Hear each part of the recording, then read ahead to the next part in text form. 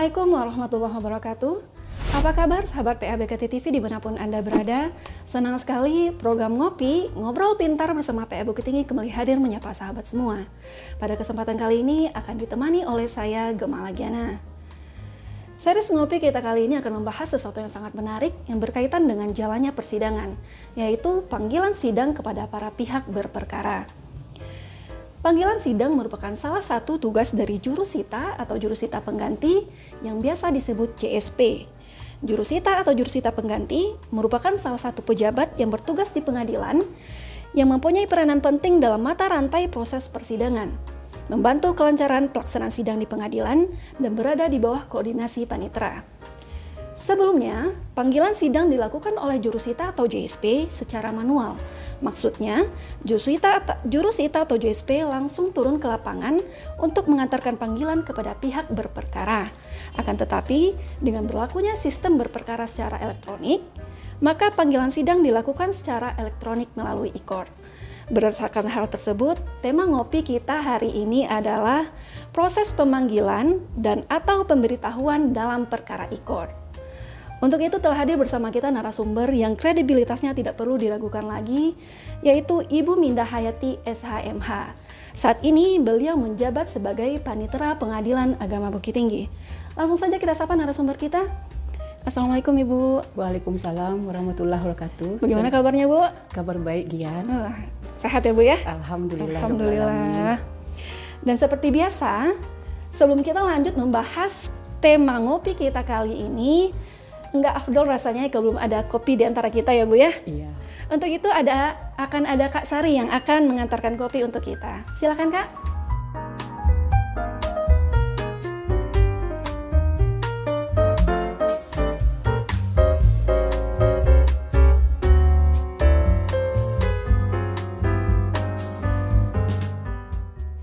Gimana Ibu, mau minum kopi dulu atau kita lanjut pembahasan topiknya? Bagaimana kalau kita lanjut aja dulu? Oh, lanjut aja. Nanti di tengah acara nanti kita apakan. Oke, baik Ibu. Ibu, berbicara mengenai panggilan sidang ya Bu ya. Sebelumnya, panggilan sidang dilakukan oleh jurusita atau JSP kepada pihak berperkara secara manual. Akan tetapi, setelah berlangsungnya atau berlakunya sistem berperkara secara elektronik, apa yang melatar belakangi perubahan tersebut Ibu? Baik, Saudari Gian. Pertama kali kita melihat begitu pesatnya perkembangan zaman berimbas kepada terhadap hukum acara kita. Jadi sebagai tuntutan perkembangan zaman itu mengharuskan adanya administrasi perkara dan administrasi persidangan yang efektif dan efisien. Menyikapi ini, Mahkamah Agung telah mengeluarkan Perma 1 tahun 2019 tentang administrasi perkara persidangan secara elektronik. Kemudian dirubah dengan Perma 7 tahun 2022. Sejalan dengan itu, Ketua Mahkamah Agung mengeluarkan SK KMA garing 12 garing tahun 2022 tentang petunjuk teknis administrasi persidangan perkara perdata dan tun secara elektronik. Jadi dengan demikian mengimbangi perkembangan zaman, kita dituntut untuk menyesuaikan dengan perkembangan zaman tersebut, yaitu secara digitalisasi. Demikian Saudara Gian. Oh, terima kasih Bu atas jawabannya. Jadi Bu, berdasarkan aturan hukum yang telah Ibu sampaikan tersebut, yaitu berperkara secara elektronik ya Bu ya, lewat e-court ya Bu ya. Jadi komponen-komponen apa saja Ibu yang terdapat di dalam e-court tersebut? Ya, baik, terima kasih. Di dalam e-court ada beberapa komponen. Pertama tentang pendaftaran perkara atau e-billing, yaitu mendaftarkan perkara secara online. Kemudian e-payment, yaitu pembayaran biaya perkara secara online. Kemudian e-summons untuk pemanggilan pihak-pihak secara elektronik atau online. Kemudian e-litigation, yaitu persidangan secara elektronik. Ya. Berdasarkan pemaparan Ibu tersebut, siapa saja Bu yang berhak untuk menggunakan e-court tersebut? Ya, di dalam Perma 1 tahun 2019 telah ditentukan yang akan mengajukan perkara ataupun pengguna-penggunanya adalah pertama pengguna terdaftar, yaitu di sini adalah advokat atau pengacara. Kemudian pengguna lainnya. Pengguna lain di sini adalah selain dari pengacara, atau advokat, yaitu bisa orang umum ataupun pegawai negeri sipil, tentu disesuaikan dengan ketentuan undang-undang gitu. Gitu ya Bu ya. Oke, berdasarkan pemaparan Ibu sebelumnya mengenai komponen-komponen IKOR, salah satu komponennya adalah e-summons ya Bu ya. Iya, e-summons. Jadi kepada siapa saja e-summons itu dapat disampaikan Ibu? Iya. Baik, tentang e-summons konsentrasi kita telah diatur di dalam SEMA 1 tahun 2023. E-summons dilaksanakan pertama kali penggugat. Tentu penggugat telah mendaftarkan perkara secara IKOR, include dengan akunnya. Kemudian tergugat yang domisili elektroniknya sudah dicantumkan di dalam surat gugatan. Tentu yang mencantumkan tentu adalah pihak penggugat atau pemohon. Apabila penggugat tidak mengenal domisili elektronik dari tergugat, jadi panggilan akan disampaikan kepada tergugat atau termohon melalui surat tercatat. Nah, disinilah kita memahami beralihnya pemanggilan tersebut dengan secara elektronik harus melalui surat tercatat. Jadi akses dari pihak yang terkait, yaitu di sini adalah jurusita atau jurusita pengganti, tidak ada untuk langsung kepada para pihak. Oh, jadi begitu ya Bu ya. Apabila pihak tergugat tidak mempunyai domisili elektronik, maka panggilan sidang melalui surat tercatat ya Bu ya. Iya. Jadi bagaimana mekanisme pemanggilan melalui surat tercatat tersebut Ibu? Baik. Di dalam SEMA 1 tahun 2023 tersebut tentang tata cara pemanggilan dan atau pemberitahuan melalui surat tercatat, surat tercatat dikirim oleh pengadilan menggunakan jasa penyedia pengiriman surat tercatat. Dalam hal ini, Mahkamah Agung telah melaksanakan perjanjian kerjasama dengan PT Pos Indonesia pada tanggal 22 Mei tahun 2023 sampai tanggal 22 Mei tahun 2026.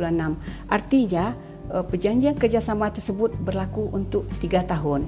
Mekanismenya seperti apa yang Saudari Gian tanyakan tadi, yaitu panggilan atau pemberitahuan melalui surat tercatat disampaikan kepada yang bersangkutan, kepada penerima, harus dibuktikan dengan tanda terima berupa tanda tangan, kemudian tanggal penerimaan surat tersebut. Panggilan pemberitahuan harus disampaikan langsung kepada pihak yang terkait, yaitu di sini adalah termohon atau para tergugat ataupun tergugat. Atau apabila tidak bertemu dengan tergugat atau termohon, disampaikan kepada orang dewasa yang tinggal satu rumah dengan tergugat atau termohon tersebut. Jadi siapa yang batasannya, yaitu orang dewasa. Di sini tidak dibolehkan anak-anak, gitu. Oh, jadi tidak boleh anak-anak menerima surat panggilan tersebut ya Bu ya? Ya. Okay. Kemudian mungkin bisa kita lebih jelaskan lagi apabila panggilan tersebut disampaikan atau pemberitahuan tersebut disampaikan apabila pihak tidak mau menandatangani panggilan tersebut yang disampaikan oleh jasa pengiriman surat tercatat tersebut. Jadi apa langkah dari pihak tersebut, yaitu mengembalikan kembali surat panggilan tersebut ke pengadilan. Istilah di sini adalah retur. Kemudian apabila tidak berada di rumah ataupun penghuninya tidak ada, selanjutnya panggilan disampaikan kepada lurah atau nagari setempat. Oh, begitu ya Bu ya. Oke, makasih Ibu makasih banyak atas informasinya Ibu. Berarti kalau misalkan panggilan secara elektronik ini Bu, apa aja manfaat yang diterima, yang dirasakan oleh penggugat ataupun tergugat dalam hal ini Bu? Memang banyak manfaatnya Saudari Gian. Pertama kali lebih efisien, ekonomis lagi. Jadi panggilan tersebut lebih cepat sampai kepada pihak. Begini, ketika akunnya sudah dibuat di dalam surat gugatan tersebut, jurusita atas perintah dari ketua majelis yang telah menetapkan hari dan tanggal sidang langsung menghubungi pihak tersebut dengan akun yang telah tersedia tersebut. Apabila yang saya sebutkan tadi tergugat tidak memiliki akun, jadi jurusita menyampaikan, membuat relas dan kemudian menyampaikan kepada koordinator. Ada koordinator untuk pos di sini kita tunjuk dan menyampaikan kepada pihak pos kalau panggilan untuk sidang sudah berada di Pengadilan Agama Bukit Tinggi. Lalu pihak pos menjemput, istilahnya pick up. Nah, jadi kemudian menghemat biaya. biaya yang dikeluarkan tidak sebanyak dari biaya secara manual. Tentu penghematan tersebut dari segi biaya transportasi, akomodasi sudah di skip ya, tidak ada lagi. Kemudian meningkatkan akses para pihak yang berperkara menerima panggilan di mana saja selama jaringan internet masih ada. Jadi intinya adalah jaringan internet. Kalau tidak ada jaringan internet, tentu mereka tidak bisa menerima panggilan kapan mereka akan bersidang.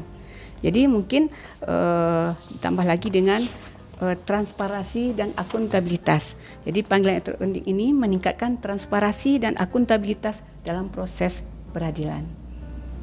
Demikian, Saudari Gian. Oke, makasih Bu. Jadi Ibu selama proses pemanggilan pihak secara elektronik atau surat tercatat ini, apakah ada kendala-kendala yang ditemui oleh jurus kita atau JSP Ibu? Ya, memang kendala-kendala ada sejalan dengan diberlakukannya panggilan secara elektronik ini. Pertama kali ya ada keterlambatan dalam hal pengembalian relas dari pihak penyedia jasa pengiriman surat yaitu pos, sehingga dalam persidangan mungkin limit waktu yang dekat belum menerima relas. Tapi kita dengan telah menunjuk koordinator relas ini yaitu Saudari Niki, dia bisa melacak, jadi lacak pos, aplikasi lacak pos bisa melacak keberadaan relas dan bagaimana hasil dari relas tersebut. Tentu sebelum relas datang, dia sudah berkomunikasi dengan PP yang bersangkutan. Kemudian ada beberapa relas yang dipanggil oleh pihak pos di hari libur atau hari Minggu. Jadi ini perlu kita stressingkan untuk di Monef. Di Monef karena aturan tentang pemanggilan ini sudah ada semanya dan sudah diikuti semuanya seharusnya diikuti oleh semuanya oleh pihak penyedia jasa pengiriman surat.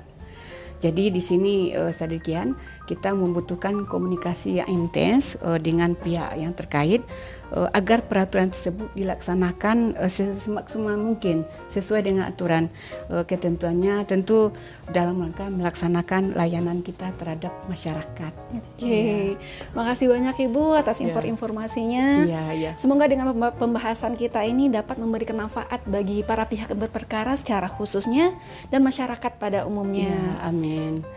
Sahabat PABKT TV, untuk lebih dekat dengan PA Bukit Tinggi, dapat melalui media sosial Pengadilan Agama Bukit Tinggi, yaitu TikTok, Twitter, dan Instagram kita di PA Bukit Tinggi, kemudian Telegram kita di PA_Bukit Tinggi, dan Facebook kita di pabukittinggi.bkt.